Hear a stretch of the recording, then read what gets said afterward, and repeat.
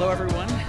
I'm delighted to be here in Iqaluit on the territory of Inuit to share some ideas with you. My name is Kyle Hill, and I'm the executive director of a nonprofit organization called Teach for Canada. We work with Northern First Nations communities in Ontario, so Northern Ontario, to recruit teachers, prepare teachers, and support teachers who deliver community-oriented and culturally responsive education in the classroom. So I also visited the Inukshuk High School yesterday. Go Huskies. And I know from conversations there and conversations around Iqaluit over the past few days that education is crucially important to Nunavut. And I also know through my work in Northern Ontario, where education is also very important, that when working in Indigenous education, the most important voice is always that of Indigenous peoples. So as a non-Indigenous person, I've thought hard about what I can share tonight to make a contribution. But what I do know is numbers. My academic background is physics and mathematics. I spent 3 years working in business and finance. So tonight, I'm going to share 3 numbers with you. The first one is 3,500. Each year, Canada spends $3,500 less on each First Nations student on reserve than off-reserve peers in public schools across the country, on average. $3,500 less every year. So that means when a First Nations on-reserve student reaches high school, the country has invested $35,000 less in them than in their off-reserve peers on average. This is a huge funding gap.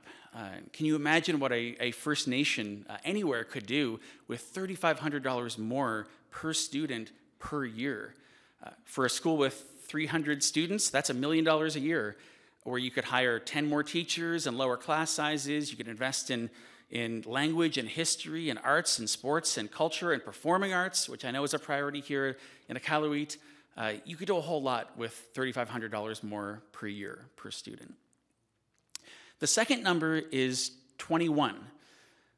In fly-in communities in Northern Ontario, there are 21 First Nations that don't have a high school in the community, which means that when a student is 15 years old, they need to make a choice. Leave home and go to high school, or stay home and drop out of high school. That's a really uncomfortable and suffocating choice for a young person to make. To get to that stage and to look around and wonder, what should I do with school because I can't go to high school in my community, that is impossible. And could you imagine if all those communities did have high schools, and if students could look around and see friends and peers and family graduating from high school at home, and how that would change their view of school and of high school and of education. The final number is 2,000. 2,000 is the difference between the number of classrooms on First Nations reserves across Canada and the number of teachers in Canada who self-identify as First Nations. So there is a shortage of 2,000 teachers. That is if every First Nations teacher decided to teach in a First Nations community. And that's saying nothing of students, First Nations students who go to school off reserve, or the benefit that a non-First Nations student could have by having a First Nations teacher. Clearly, we need more First Nations teachers and more Indigenous teachers overall. So these numbers say a lot. $3,500 per year per student in a funding gap. 21 schools, fly-in communities in Northern Ontario that don't have high schools in their community. Thousands more Indigenous educators needed across the country. There are some bright spots. In Northern Ontario, which I know best, an internet high school has come to service some communities so that kids can stay home and do high school over internet. The federal government is making a lot of promises around funding for education on reserves. And here in Nunavut, in Iqaluit, where we're having these Walrus Talks, there's a lot of amazing things happening. I've learned about the Nunavut Teacher Education Program, which trains Inuit in Nunavut to teach and to infuse language and history and culture into education, and that sounds amazing. I've learned that communities here do have high schools, and kids can go to high school in their own community and don't have to face that choice to leave. So I've heard a lot of amazing things. But if we truly desire a better country, if we truly want to change these numbers, then it takes all of us, not just governments, but all of us to step up and do something. And there are lots of individuals and organizations doing things across the country, like Teach for Canada, the organization I work for. And I would love to share just 2 lessons that I have learned and my organization has learned in working in this space. The first may be obvious here, but it's not obvious everywhere. Indigenous peoples have to be at the center of anything involving Indigenous peoples. At Teach for Canada, our board of directors is majority Indigenous peoples.